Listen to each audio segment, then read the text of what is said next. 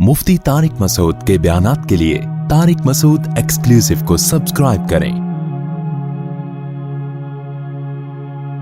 Tariq Masood exclusive.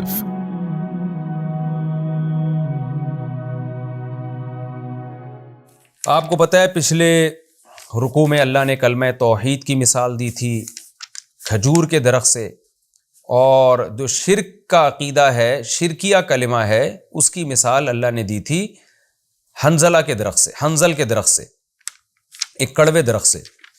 तो अब अल्लाह ताला फरमाते हैं कि देखो अक्लमंदी की बात भी है, ईमान और तौहीद ये अल्लाह की नेमत है। जब आप अल्लाह की इस नेमत पर अमल करते हो, तौहीद का अकीदा रखते हो, एक खुदा को मानते हो, तो दुनिया की बरकतें भी मिलती हैं, आखिरत की भी। दुनिया में सुकून मिलता है इंसान को, हलाल और हराम का पता चलता है, एक ज़ात के हवाले अपने आप को कर देता है। तो ये अल्लाह की बहुत बड़ी इंसानों पर नेमत है। और एक है शिरक, कभी उसको माबूद कभी उसको माबूद, और किसी के बरहक होने की कोई दलील भी ना हो। तो अल्लाह जब तौहीद का अकीदा तुम्हें दे रहे हैं तो किस कदर बेवकूफ़ी की बात है कि इतना बड़ा गिफ्ट लेके आप उसी गंदगी की तरफ आप जाएं। तो इसको अल्लाह ने इन आयतों में इस तरह से बयान फरमाया, अलम तरा इलल्लज़ीना बद्दलू निअमतल्लाहि कुफ्रा। ए मुखातब, क्या तूने ये अजीब मंजर भी देखा है, उन लोगों को भी देखा जो कुफ्र को ले लेते हैं अल्लाह की नेमत को छोड़कर, यानी इस्लाम को छोड़कर, ईमान को छोड़कर गुमराही के रास्ते को ले लेते हैं। कैसे बेवकूफ़ और अजीब लोग हैं। और फिर ये जो करते क्या हैं, ये दुनिया में तो तबाह होते हैं, आखिरत में क्या अंजाम होता है, अहल्लु कौमहुम। अगर ये कौम के लीडर हों, कौम के बड़े हों, तो फिर ये इस जुर्म में अपना भी नुकसान करते हैं और अपनी कौम को भी हलाकत के घर की तरफ उतार देते हैं, आखिरत में जहन्नम में ले जाने का जरिया बनते हैं। वो हलाकत का घर क्या है, जहन्नम यस्लौनहा, जिसमें ये खुद भी दाखिल होंगे, वबीसल करार, और कैसा ही बुरा ठिकाना है। तो अल्लाह अब उसकी आगे तफसील बयान कर रहे हैं कि वो जो नेमत दे के कुफ्र खरीदा, वो नेमत क्या है जिसको इन्होंने दे दिया और कुफ्र ले लिया। वजअलू लिल्लाहि अंदादा, इन्होंने अल्लाह के लिए शरीक ठहरा लिए, लियुज़िल्लु अन सबीली। ये शरीक ठहराने का ये फ़ायदा नहीं हुआ कि वो जो झूठे माबूद हैं इनकी फरियाद रसी करते, मुश्किलों में इनकी मदद करते, ना ना ना ना ना, उनसे क्या नुकसान हुआ, उन बुतों ने, उन झूठे माबूदों ने इनको अल्लाह के रास्ते से हटा दिया। उनकी मोहब्बत में खुदा को छोड़ बैठे ये लोग। कुल, ए नबी इनसे कह दीजिए, तमत्तऊ, तुम ठीक है दुनिया के मज़े उड़ाओ। मज़े किस लिहाज से कि ये सब कुछ तुम इसलिए कर रहे हो ताकि तुम्हारी रिश्तेदारियां ना टूटें और ताकि तुम्हारा कल्चर ख़राब ना हो। तो इस लिहाज से इनको मज़े कहा गया है। जैसे कि इब्राहीम अलैहिस्सलाम ने कहा था ना कि तुम जो शिरक करते हो, मवद्दत बैनिकुम फिल हयाती दुनिया, आपस की रिश्तेदारी में एक दूसरे को खुश करने के लिए, क्योंकि कोई मज़हब छोड़ेगा तो रिश्तेदार नाराज़ हो जाएंगे। तो इब्राहीम अलैहिस्सलाम ने कहा था यही रिश्तेदार क़यामत में एक दूसरे के दुश्मन होंगे। तो इस लिहाज से इसको मज़े उड़ाने से ताबीर किया गया कि ठीक है, अपने कल्चर को फॉलो करो, जो मज़े उड़ा सकते हो उड़ाओ। फ़इन्ना मसीरकुम इलन्नार, आना तुमने जहन्नम में आग ही की तरफ है। अल्लाह हम सबको शिर्क की लानत से बचाए। और जो तौहीद परस्त लोग हैं, अब अल्लाह उनसे खिताब करता है कि ऐ नबी, ये तो मुशरिकीन को आपने ये कहना है, जो एक खुदा को मानने वाले हैं उनसे क्या कहना है। कुल ली इबादी, ए नबी आप कह दीजिए मेरे बंदों से। यहाँ अल्लाह ने मोहब्बत से तौहीद परस्तों को अपने बंदे से ताबीर किया। मेरे बंदों से कह दीजिए, अल्लदीना आमनू, जो मुझ पर ईमान लेकर आए हैं। अब वो करेंगे क्या, सिर्फ अकीदा ही दुरुस्त रखेंगे? ना ना ना ना, उस अकीदे के तकाज़ों पर अब अमल करें। एक खुदा को मानते हो तो उस एक खुदा की भी अब मानो। वो की क्या है, उसमें दो हुक्म है, युकीमुस्सलाता, नमाज कायम करो, व युनफिकू मिम्मा रज़क़नाहुम, और ये खर्च करें उस रिस्क में से जो हमने इनको दिया है। दो ही मुतालबे हैं, बड़े मुतालबे अल्लाह के इस उम्मत से, कि मखलूक का भी ख्याल रखें और अल्लाह का भी हक़ अदा करें। अल्लाह के हुकूक में जो है हज भी है, वो हर एक पे फ़र्ज़ नहीं होता और ज़िंदगी में एक बार होता है। अल्लाह के हुकूक में रमज़ान के रोज़े भी हैं, वो पूरे साल नहीं होते, वो साल में एक बार होते हैं। वो सब माहौल बना हुआ होता है, उस पर अमल करना भी आसान। सबसे मुश्किल चीज़ नमाज है। जिसने नमाज पढ़ ली वो बाकी हकाम पर भी अमल करेगा। तो अल्लाह ने यहाँ अपने हुकूक और मखलूक के हुकूक बयान किए। तो अपने हुकूक में क्या कहा, नमाज को फोकस करो, बाकी सब उससे कम दर्जे के हैं। मखलूक के हुकूक में क्या कहा, खर्च करना सीखो, बाकी सब उससे कम दर्जे के हैं। आज भी आप देख लेना, मखलूक को से खुश अखलाक़ी से बात करना भी आसान है, मखलूक की दावत करना भी आसान है, मखलूक के साथ दावत कबूल करना भी आसान है मखलूक की, लेकिन पैसा लगाना उनके ऊपर ان کی مصیبتوں میں ان کی مدد کرنا یہ بڑا مشکل کام ہے. تو اللہ نے مشکل کام کا حکم دیا، باقی سارے اس سے کم درجے کے ہیں. تو اس لیے اللہ نے فرمایا اے نبی آپ میرے بندوں سے کہہ دیجئے جو ایمان لا چکے ہیں وہ نماز قائم کریں اور جو رزق ہم نے ان کو دیا ہے اس میں سے خرچ کریں، سخاوت کا اظہار کریں. وہ خرچ کیسے کریں؟ سرن، چھپا کے بھی، تاکہ ان کا اور اللہ کا معاملہ رہے، اخلاص ہو.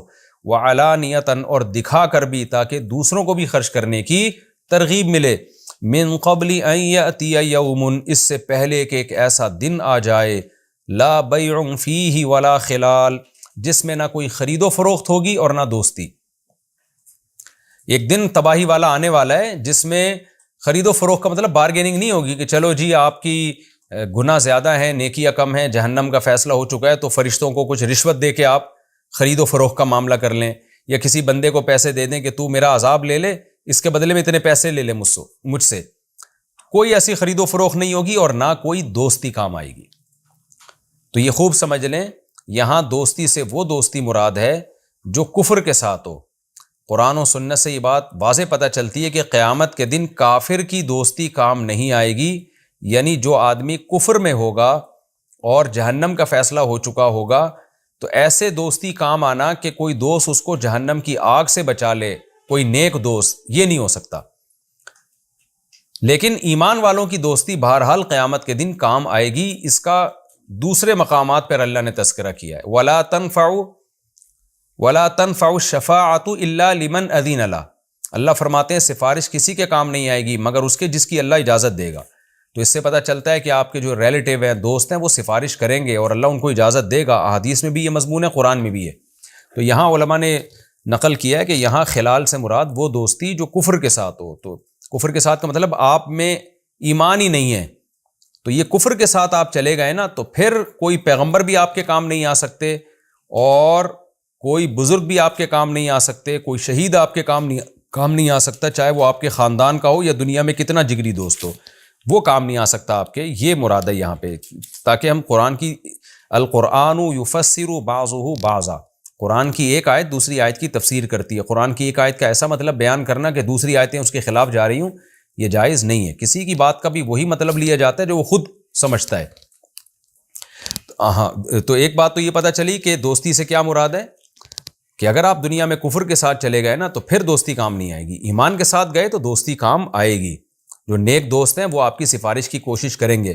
پھر اس سفارش کی کوشش میں یہ بھی ہو سکتا ہے آپ جہنم سے بچ جائیں، یہ بھی ہو سکتا ہے کہ جہنم میں آپ کا عذاب کم ہو جائے.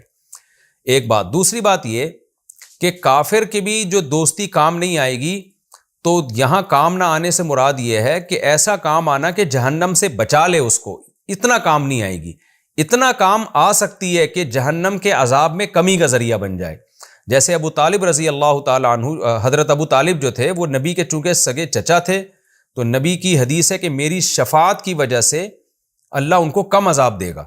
تو اب دیکھیں نبی کی دوستی یا تعلق کام آیا نا، لیکن کام آنے کا مطلب کیا کہ اتنا کام نہیں آئے گا کہ جہنم سے بچت ہو جائے، اتنا کام ضرور آئے گا کہ عذاب میں کمی ہوگی. تو یہ پوری اس آیت کی تفصیل ہوئی. یہ پوری تفصیل ذہن میں رکھ کر آپ اس آیت کا مفہوم ذہن میں رکھیں. اللہ الذی خلق السماوات والارض، اللہ وہ ذات ہے جس نے آسمانوں اور زمین کو پیدا کیا. اب اللہ نے بتایا نا کہ مشرک کیا کرتا ہے، اللہ کی نعمت تھی توحید، اس کو دے کے شرک خرید لیتا ہے، اور جن کو پوجتا ہے وہ ان کی وجہ سے گمراہ ہو رہا ہے اور جہنم میں جا رہا ہے. تو اب اللہ اسی توحید کو ثابت کرنے کے لیے اللہ کے جو انسان پر احسانات ہیں، دیکھیں دو چیزوں کا ذکر ہوا نا اس آیت میں، ایک عقیدہ کا درست کرنے کا اور ایک عمل درست کرنے کا. عمل کا تذکرہ ہے نماز اور اللہ کی راہ میں خرچ کرنا. تو عقیدہ بھی آپ درست نہیں کر سکتے اور عمل بھی سیدھا نہیں کر سکتے جب تک آپ کے دل میں اللہ کی محبت نہ ہو.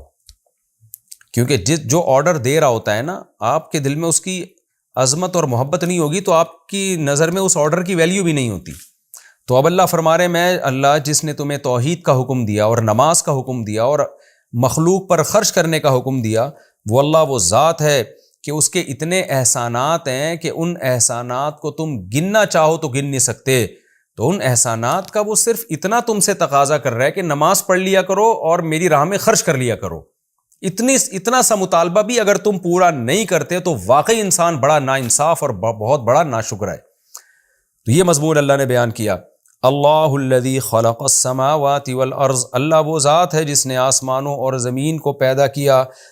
وانزل من السماء ماء، اور اس نے آسمان سے پانی برسایا. آسمان سے مراد ہے بلندی سے. کل ما علاک فہو سما. عربی لغت کی کتابوں میں ہے کہ ہر وہ چیز جو بلند ہوتی ہے نا اس کو بھی عربی میں آسمان کہہ دیا جاتا ہے. فأخرج به من الثمرات رزقا لكم، پھر اس پانی کے ذریعے اس نے پھل نکالے تمہارے رزق پہنچانے کے لیے. کیسے کیسے پھل پیدا کیے. وسخر لكم الفلك لتجري في البحر بأمري، پھر اس نے کشتیاں مسخر کر دیں. فلک کا جب عربی میں قرآن میں لفظ آئے گا نا تو بحری جہاز بھی اس میں داخل ہوتے ہیں، ہر وہ چیز جو سمندر پہ تیرتی ہے. تو اللہ نے کیسے کشتیاں مسخر کر دیں، جیسے سورہ رحمان میں ہے وَلَهُ الْجَوَارِ الْمُنْشَآتُ فِي الْبَحْرِ كَالْأَعْلَامِ، وہ جو کشتیاں سمندروں میں پہاڑوں جیسی چلتی ہیں، یعنی جہاز جو ہیں سمندر کے وہ بھی اللہ ہی کے ہیں، یعنی اللہ ہی کے حکم سے تمہارے تابع ہیں. تو مسخر کا کیا مطلب، پانی کا کام تو ڈبونا ہے، لیکن اللہ نے پانی میں یہ خاصیت رکھی ہے کہ اتنے بڑے بڑے جہازوں کو اپنے سینے پہ رکھ کے وہ دھکیل دیتا ہے، اور کم وسائل میں آپ زیادہ بڑی تعداد میں سمندر کے ایک کنارے سے دوسرے کنارے تک چیزوں کو منتقل کر دیتے ہیں. آج ماہرین اس بات کے قائل ہیں کہ اگر سمندر نہ ہوتا تو خشکی پہ تجارت کرنا بہت مشکل تھا اور اس پہ وسائل بہت خرچ ہوتے، جس کے نتیجے میں چیزیں بہت زیادہ مہنگی ہو جاتی. تو اللہ نے سمندر بھی پیدا کیا اور اس میں پانی میں یہ خاصیت رکھی ہے سمندر کے کہ اتنے بڑے بڑے پہاڑ جیسے جہازوں کو وہ سمندر ڈبوتا نہیں اور اپنے سینے پہ رکھ کے چلتا ہے. ایک سوئی داخل کریں گے وہ ڈوب جائے گی، اتنا بڑا جہاز آپ اس کے پشت پہ رکھ دیں گے اور وہ پورا سامان، میں نے دیکھے ہیں وہ ڈاک یارڈ میں میں نے کچھ وقت گزارا ہے، تو اتنے بڑے بڑے جہاز پہاڑوں جیسے، یہ کنٹینر ایسے لگتا تھا چھوٹی چھوٹی ماچس کی ڈبیاں رکھی ہوئی ہیں، اور سمندر کے نیچے جتنا حصہ تھا وہ بھی بھرا ہوا ہوتا تھا خوراک سے. تو کیسے اتنی بڑی خوراک ایک ملک سے دوسرے ملک ایک ہی چکر میں جہاز لے جاتا ہے. یہی اگر سامان ہم ہوائی جہاز کے ذریعے، ٹرینوں کے ذریعے لے جانا چاہیں تو ٹھیک ٹھاک خرچہ آئے گا اس میں. تو اللہ تعالیٰ جگہ جگہ اس کا بھی تذکرہ کرتے ہیں. وَسَخَّرَ لَكُمُ الْفُلْكَ، اس نے ان کشتیوں کو اور جہازوں کو مسخر کر دیا. لِتَجْرِيَ فِي الْبَحْرِ بِأَمْرِهِ، تاکہ وہ سمندر میں اللہ کے حکم سے چلیں. اللہ نہ چاہیں تو یہ نہیں چلیں گی، یہ ڈوب جائیں گی. یہ اللہ کی قدرت ہے جو اللہ ان کو چلاتا ہے. اور قرآن میں دیگر مقامات پہ آتا ہے لِتَبْتَغُوا مِن فَضْلِهِ، تاکہ تم روزی تلاش کرو سمندر پہ. وَسَخَّرَ لَكُمُ الْأَنْهَارِ، یہ تو سمندر کا تذکرہ ہے، اور دریا بھی اس نے مسخر کر دیے تمہارے لیے. پہاڑوں پہ پانی برستا ہے پوری دنیا کو سیراب کرتا ہوا، کہاں سے آپ دیکھیں ہزاروں گاؤں آتے ہیں، بیچ میں درجنوں شہر آتے ہیں، سب کی کھیتیوں کو سیراب کرتا ہوا، سب کی زمین میں پانی جذب کرواتا ہوا. کنووں سے جو ہم پانی نکالتے ہیں بہت سا پانی تو دریا کے ذریعے جذب ہوتا ہے، پھر اس میں مچھلیاں بھی ہیں، پھر ماحول کی تبدیلی کا بھی بڑا فرق پڑتا ہے. ساری خدمتیں کرتا ہوا، بل کھاتا ہوا، کتنے لمبے لمبے فاصلے طے کر کے سمندر میں جا کے گر جاتا ہے. تو اللہ فرماتے ہیں وَسَخَّرَ لَكُمُ الْأَنْهَارِ، اس نے تمہارے لیے دریا بھی مسخر کیے. تو اس کی محبت کا تقاضا تھا، احسانات کا تقاضا تھا کہ نماز بھی قائم کرو اور اللہ کی راہ میں خرچ بھی کرو. وَسَخَّرَ لَكُمُ الشَّمْسَ وَالْقَمَرَ دَائِبَيْنِ، اور اس نے تمہارے لیے سورج کو اور چاند کو مسخر کیا. اور دائبین کنٹینیو وہ اپنے کام میں لگے ہوئے ہیں. ایک دن ایسا نہیں ہوتا سورج کہے بھئی آج میں بہت تھک گیا ہوں، لاکھوں سال ہو گئے مشرق سے نکل رہا ہوں مغرب میں غروب ہو رہا ہوں، بس آج بہت تھک گیا ہوں، آج میں ایک دن کا ناغہ کروں گا، سارا نظام عالم تباہ و برباد ہو جائے گا. فرمایا دونوں خدمت میں لگے ہوئے ہیں. وَسَخَّرَ لَكُمُ اللَّيْلَ وَالنَّهَارَ، اور اس نے تمہارے لیے رات اور دن کو بھی مسخر کیا. ایسا نہیں ہوتا کہ رات ہے تو رات ہی رات ہے، دن ہے تو دن ہی دن ہے، یہ دن جائے گا رات آئے گی، پھر رات جائے گی دن آئے گا. یہ دونوں تمہاری خدمت کر رہے ہیں. دن میں اور خدمتیں ہوتی ہیں تمہاری، دن کسی اور طرح سے تمہاری خدمت کرتا ہے، رات کی خدمت کا انداز مختلف ہے. دونوں خدمتوں کی ضرورت ہے، دونوں چیزیں اللہ نے ساتھ ساتھ لگا دی. وَآتَاكُم مِّن كُلِّ مَا سَأَلْتُمُوهُ، اور تم جو کچھ بھی اللہ سے مانگتے ہو اس میں سے تمہیں دیتا ہے، اس میں سے تمہیں دیتا ہے. کیا مطلب؟ من تبعیضی ہے، جو کچھ بھی تم مانگتے ہو اس میں سے بھی تمہیں دیتا ہے. یعنی یہ وہ چیزیں ہیں جو بغیر مانگے دے دیں، اور بہت سی چیزیں تمہیں مانگنے پر بھی دے دیتا ہے. وہ کتنی ہماری دعائیں بھی قبول ہوتی ہیں، بہت سی دعائیں تو ہماری ایسی قبول ہو رہی ہوتی ہیں ہمیں پتہ ہی نہیں ہوتا، ہم تو دعا مانگ کے بھول گئے ہوتے ہیں، لیکن اللہ کہتا ہے ان میں سے بھی بہت کچھ تمہیں دے رہا ہوتا ہوں. یہاں یہ اشکال ہو سکتا ہے کہ دعائیں تو حدیث میں آتا ہے ساری دعائیں قبول ہوتی ہیں جو مومن کی، دیکھیں مومن کی دعائیں تو ساری قبول ہوتی ہیں، لیکن بعض دفعہ رد بھی ہوتی ہیں. کوئی حرام کھا رہا ہے، اس بیس پہ دعا رد ہو جاتی ہے. تو حدیث میں جو آتا ہے نا ہر دعا قبول ہوتی ہے، تو وہ دعا جس میں دعا کی قبولیت کے ساری شرطیں پائی جائیں تو وہ دعائیں ساری قبول ہوتی ہیں. اور اس میں بھی قبولیت کا طریقہ مختلف ہوتا ہے نا. بعض دفعہ وہ دعا کا ظاہر نہیں ملتا، اللہ اس کے بدلے میں ثواب دے دیتے ہیں.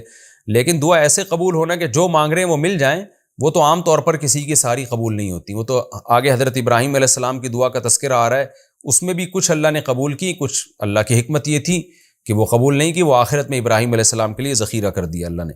وَإِن تَعُدُّوا نِعْمَةَ اللَّهِ، اگر تم شمار کرنا چاہو اللہ کی نعمتوں کو، لا تحصوها، تو تم شمار نہیں کر سکتے. اللہ نے چند نعمتیں بیان کی ہیں، یہ تو صرف احساس دلانے کے لیے، ورنہ اللہ کہتے ہیں اگر تم صبح بیٹھو نا کیا کیا اللہ کے احسانات ہیں. تو لکھتے لکھتے دوسرے مقام پہ آتا ہے قلم ختم ہو جائیں گے دنیا میں، درخت ختم ہو جائیں گے جن سے قلم بنایا جاتا ہے، اور سمندر کی سیاہی خشک ہو جائے گی. سمندر کو اگر سیاہی بنا لیا جائے، لیکن اللہ کی نعمتیں اور اللہ کی تعریفیں خشک وہ ختم نہیں ہوں گی. ان الانسان لظلوم کفار، یہ دلائل دے کے اللہ نے دعویٰ بڑا زبردست کیا کہ انسان واقعی تھوڑا بے انصاف نہیں، بہت بڑا ظالم ہے، بہت بڑا بے انصاف ہے، اور تھوڑا ناشکرہ نہیں، بہت بڑا ناشکرہ ہے. میجورٹی تو اسی طرح ہی اس وجہ سے انسان سے تعبیر کیا، باقی کچھ لوگ شکر گزار بھی ہوتے ہیں، لیکن میجورٹی جس طرح سے اللہ نے انسان کی وہ صفت بیان کی کہ اتنی نعمتوں کے باوجود بھی کیسی ناقدری کرتے ہیں نعمتوں کی اور اللہ کے حکام پر عمل نہیں کرتے. یہ ہمارا رکوع الحمدللہ کمپلیٹ ہو گیا. اس رکوع میں جو اہم چیز ہے، توحید کی اہمیت تو ہر جگہ بیان ہوئی ہے، یہاں بھی ہے، لیکن ایمان والوں کے جو دو اعمال اللہ نے بیان کیے نا، نماز اور خرچ کرنا، اس کی عادت ڈال دیں. اتنی نماز پڑھیں کہ نماز سے محبت پیدا ہو جائے.